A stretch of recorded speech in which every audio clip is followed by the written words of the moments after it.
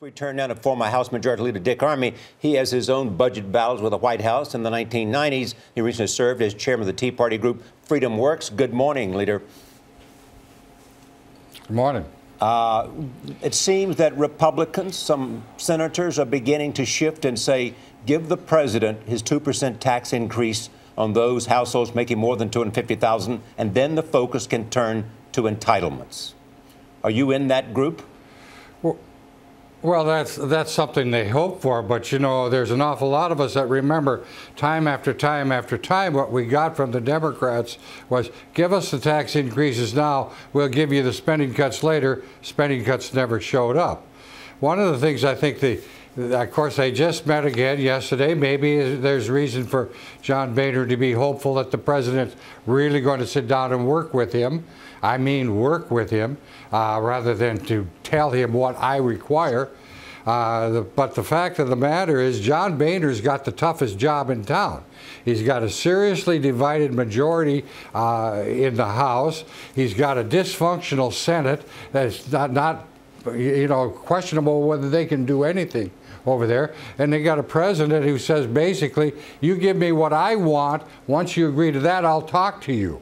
So my own view is, unless the president shows some real negotiating, what should I say, vigor, commitment, what I would do if I was John Boehner is I would take my version of what I think is the best policy for America to the floor, offer the Democrats on behalf of the president a chance to offer a substitute, take the vote.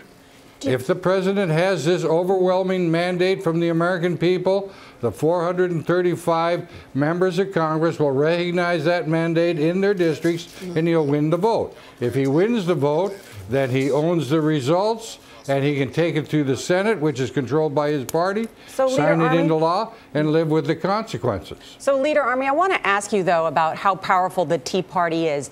Is the Tea Party holding back House Republicans and Speaker Boehner from agreeing to additional revenues, perhaps more than $1 trillion, raising those rates on the wealthiest Americans? No, not at all. First of all, understand the Tea Party is not a political party. It is a group of people across the country that have a commitment to a set of principles. They believe economic growth is the first most important need of this country, which means get the government to stand down, quit interfering, quit obstructing growth in so many ways, well, not the least of which is the EPA. Leader, you are leaving. You've got a lot of members of Congress that agree with that. Leader, you are leaving Freedom Works, an organization of Tea Party people. And I want to ask you about that record, because Freedom Works spent $40 million in the last election, and you had less than 1 in 4 of a winning record on the candidates you backed. Was it the organization, or is the Tea Party weakened?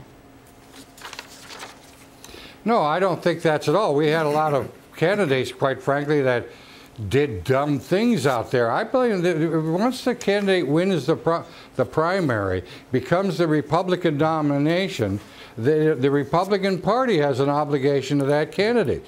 I don't think the Republican Party schooled their candidates very well or supported their candidates very well. We had at least 2 candidates that should have won that frankly lost because they said some stupid things on a subject that their party's leaders should have schooled them to stay away from in the first place. All right. So, I mean, thank you. To lay this off on the Tea Party and activists across the country, I think is just alibi-ike on the part of the Republican Party. Okay. Dick Armey, Leader, thank you so much. We appreciate it.